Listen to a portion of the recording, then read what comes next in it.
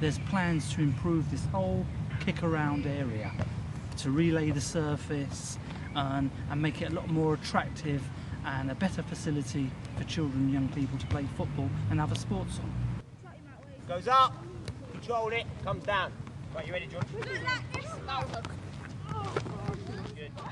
What we try and do is find out what young people want to do, and together we look at ways of setting up projects. For example, with the Kicks project, our local youth workers bring up young people who are interested in football so they get involved. The Kicks project basically started about 7 to 8 months ago. It's a FA and Arsenal incentive government funded scheme. With an activity like this, 4 days out of the week they can actually come along, they can actually enjoy themselves in this fun atmosphere, learn about football.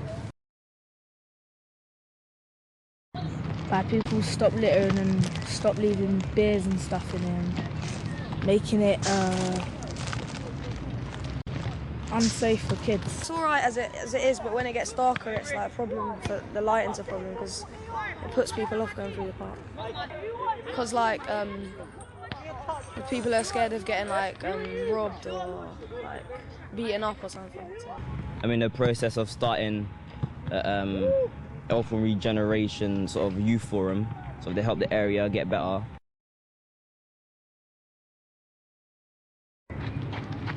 By getting kids to come down and stop doing stuff that they're not meant to be doing, it helps them choose the path. Oh, I'm doing PE for GCSE, so it's a good way to stay fit and healthy, and it's better than just hanging around outside my house or something. I was a volunteer first of all, and now I'm a fully fledged level 1 coach. Sorry to interrupt this programme, we've got some breaking news.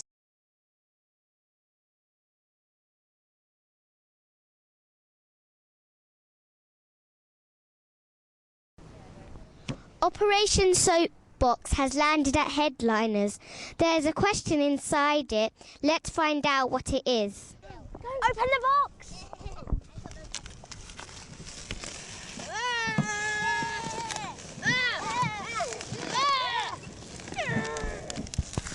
If God created the world, then who created God? That's all I've been wondering. Who created God? Man created God so they'd have something to look up to.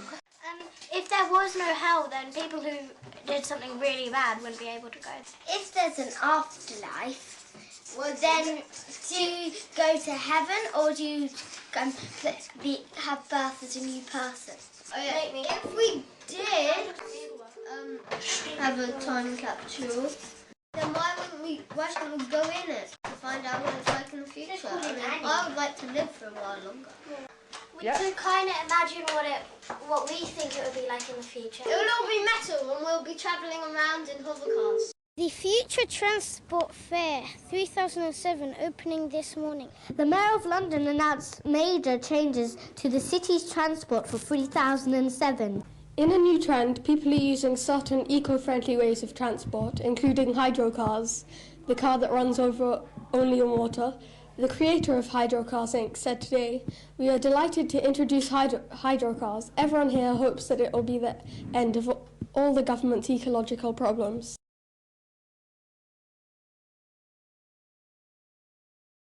But we also believe that shops should not sell alcohol to young people.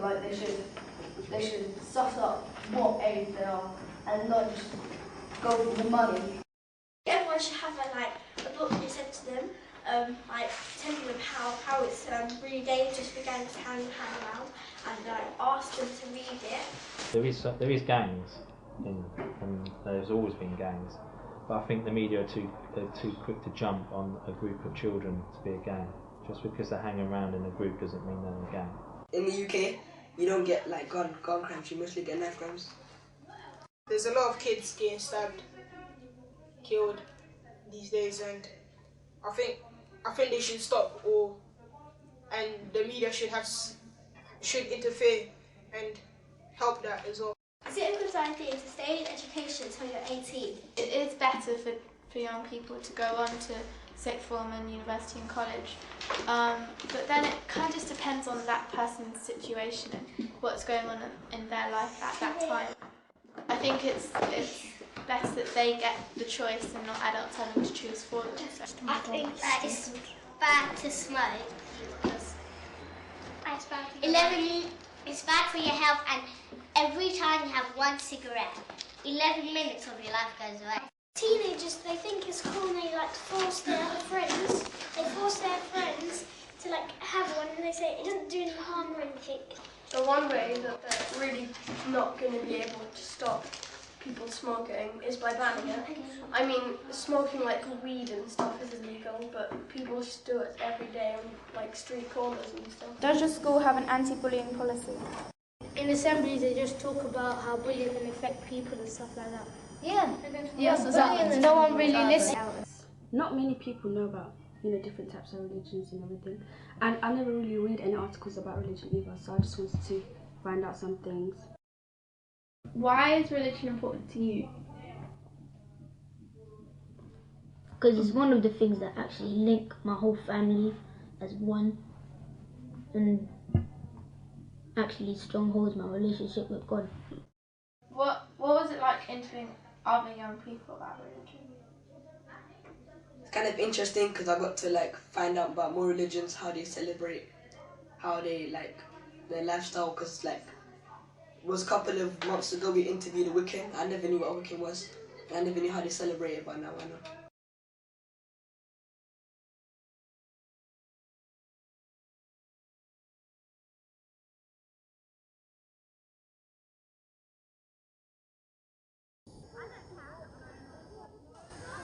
We're going on zipline.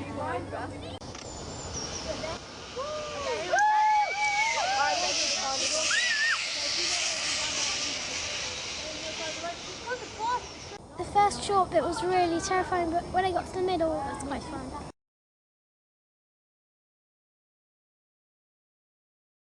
We are also here to take part in the Laboratory Participation Project. What does participation mean? What does participation mean? Yeah, what does participation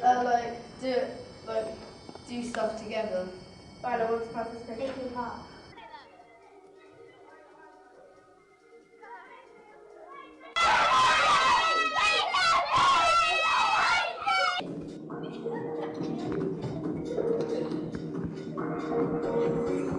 Our presentation is about gun crime and knife crime. We done it because there is lots of gun crimes and knife crimes around the world, not just London. We've done drugs because they're really common in the world. It's not just in England and the UK. They get imported from Jamaica and everywhere. And it's the cause of loads of gang wars. Our topic is racism. If you ignore a problem, the problem gets bigger. Racism can lead to gun and knife crime because there's a link so that all of us, basically all of us have got a link to each other. Yeah. Yeah.